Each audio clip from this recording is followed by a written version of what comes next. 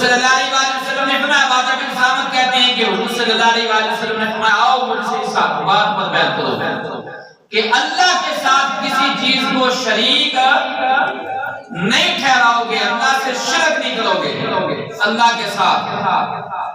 اور دوسری بات کیا تھی؟ حضور صلی اللہ علیہ وسلم نے فرمایا چوری نہیں کرو گے۔ کیا نہیں کرو گے؟ چوری نہیں کرو گے۔ اور تیسری بات حضور صلی اللہ علیہ وسلم نے فرمایا زنا نہیں کرو گے۔ چوتھی بات حضور صلی اللہ علیہ وسلم نے فرمایا اپنی اولاد کو قتل نہیں کرو گے۔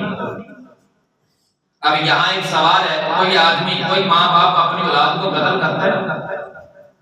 آج بھی، جبکہ آج گیا گزرا زمانہ ہے، اسلام سے بہت دور ہے، کیا آج کوئی ماں باپ اپنی اولاد کو قتل کرتا ہے؟ حضور صلی اللہ علیہ وسلم نے 1450 سال پہلے یثرب سے آئے ہوئے لوگوں سے بیعت لیتے ہوئے کہ یہ کیوں فرمایا کہ اپنی اولاد کو قتل نہیں کرو گے، اس پر مجھ پر بیعت کرو اس بات پر، یعنی مجھے عہد دو، میرے ہاتھ پہ ہاتھ رکھو اور یہ میرے ساتھ وعدہ کرو کہ اپنی اولاد کو قتل نہیں کرو گے۔ آخر وجہ کیا تھا؟ آج بھی اور اسلام جو چیزیں آج موجود ہیں اور لوگ بے دھڑک کر رہے ہیں، حضور صلی اللہ علیہ وسلم نے 1450 سال پہلے ان چیزوں کا قلع کما کر دیا تھا۔ آج لوگ اپنی روزی کے ڈر سے، اپنی غربت کے ڈر سے اور تعلیم و تربیت کے ڈر سے آج اپنی اولاد کو قتل کر رہے ہیں۔ آج یونیورسٹی کالجز میں باقاعدہ طور پر یہ نصاب پڑھایا جاتا ہے اور پھر اس کا اعلان کیا جاتا ہے 2 ہی بچے سب سے اچھے، اور اگر کہیں تو معاملہ ہو تو عورتوں پر ظلم و تشدد بھی ہوتا ہے، جبکہ یہ وہ لوگ ہیں جب اسٹیجوں پر آتے ہیں تو کہتے ہیں ہم اسلام کو نافذ کر دیں گے، یہ خلیفہ ہے، یہ فلاں ہے۔ تو میں پوچھتا ہوں پہلے اسلام کی تاریخ تو پڑھ لو، حضور صلی اللہ علیہ وسلم اور صحابہ کی زندگی تو پڑھ لو، کیا حضور صلی اللہ علیہ وسلم نے یہ فرمایا کہ 2 ہی بچے سب سے اچھے؟ حضور صلی اللہ علیہ وسلم نے جو اپنے غلاموں کو یہ فرمایا تھا کہ ایسی عورت سے شادی کرو جو بچے زیادہ جنے، قیامت کے دن مجھے اپنی امت پر فخر ہوگا۔ آج ہم کیا کر رہے ہیں؟ بیان کرتے وقت تو تم کہتے ہو کہ حضرت مولا علی کرم اللہ وجہ کریم کے 18 بیٹے تھے، سیدنا صدیق اکبر کی اتنے بیٹے تھے، اتنی اولاد تھی، سیدنا عمر فاروق کی اتنی اولاد تھی، سیدنا عثمان غنی کی اتنی اولاد تھی۔ تو آج یہ منصوبہ بندی پھر کہاں سے آ گئی؟ کیا یہ اسلام کا قانون ہے؟ کیا یہ اسلام ہے؟ حضور صلی اللہ علیہ وسلم نے حضرت عبادہ بن صامت کہتے ہیں کہ ہم سے یہ عہد لیا، بیعت لی، آؤ مجھ سے بیعت کرو، اپنی اولاد کو قتل نہیں کرو گے، اور اپنے ہاتھوں اور پاؤں کے درمیان سے، اپنے ہاتھ اور پاؤں کے درمیان سے گھر کر کوئی بہتان نہ لاؤ گے، یعنی کسی پر کوئی بہتان نہیں باندھو گے۔ اور آخری شرط کیا تھی؟ حضور صلی اللہ علیہ وسلم نے فرمایا کسی بھری بات میں میری نافرمانی نہیں کرو گی۔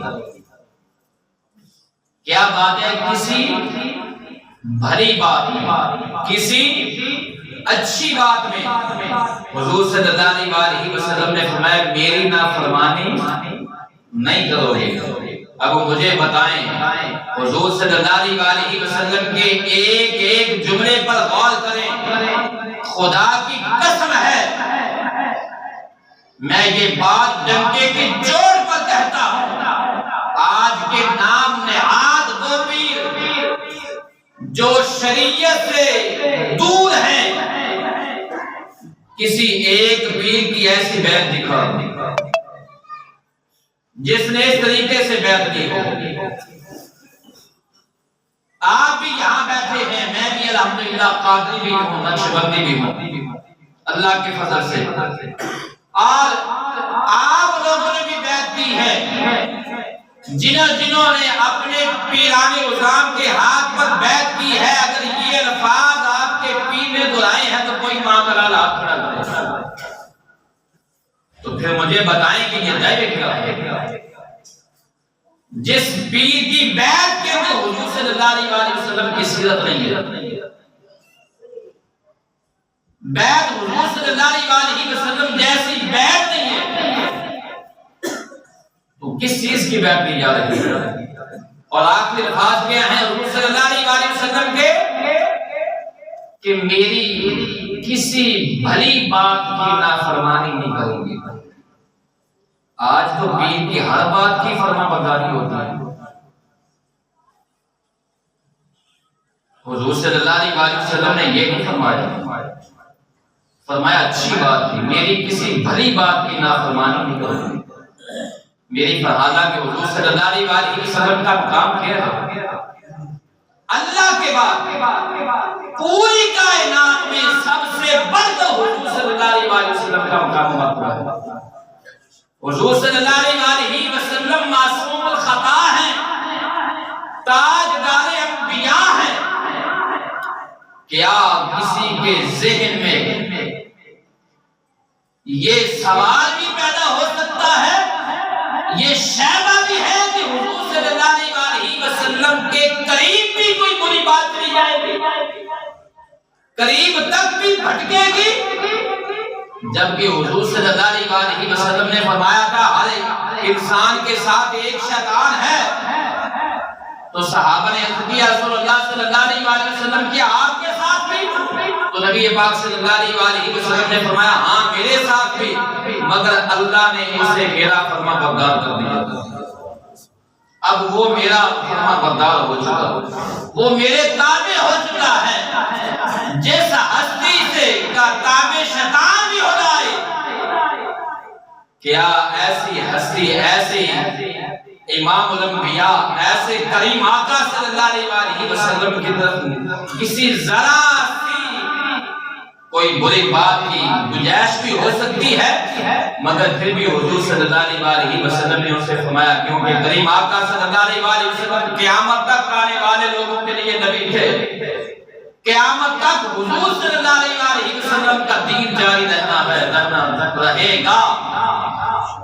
حضور صلی اللہ علیہ وسلم نے سے مکہ کی حدود تک جو ہے وہ اپنے اسلام کی دعوت کو جاری نہیں کرنا تھا۔ کریم آقا صلی اللہ علیہ وسلم کو پتا تھا حضور صلی اللہ علیہ وسلم کی نظر نبوت دیکھ رہی تھی، ایک وقت آئے گا کچھ نابکار ایسے لوگ بھی جنم دیں گے جو بڑی بڑی جو ہے باتیں کریں گے، جو اسلام کے نام پر لوگوں کو برگلائیں گے اور بیعت لیں گے۔ حضور صلی اللہ علیہ وسلم نے وہ تمام چیزیں، تمام خرابیوں کا قلع تمام پہلے ہی فرما دی۔ تو پتہ چلا جب قرآن نے یہ منع کر دیا ہے، ماں باپ سے بڑھ کر، یہ بات ذہن میں رکھیں، سمجھانے کے لیے یہ بات کہہ رہا ذمہ داری سے، کسی پیر کا ماں باپ سے بڑھ کر مقام نہیں کہ ہے، ہر پیر کا مقام، ہر پیر کی عزت ماں باپ کی عزت کے بعد ہے، ماں باپ کے مقام کے بعد ہے۔ سورہ لقمان کے اندر جب رب العالمین نے یہ فرما دیا کہ اگر تمہارے ماں باپ تمہیں گناہ کا حکم دیں تو ان کی فرما برداری نہیں کی جائے گی، ان کا حکم نہیں مانا جائے گا۔ قرآن نے جب اعلان کر دیا تو جب ماں باپ کے بارے میں سورہ لقمان کے اندر رب العالمین نے یہ اعلان فرما دیا، ماں باپ ہوں جنہوں نے جنم دیا، جن کے ذریعے ہم دنیا میں آئے اور جنہوں نے اپنا خونے جگر ہمیں پلایا، ہماری پرورش میں جنہوں نے اپنی زندگیاں کھپا دی اور اپنے شب و روز ہمارے سکون کے لیے انہوں نے جو ہے وہ برباد کر دیے، اپنا سکون ہمارے سکون کے لیے برباد کیا۔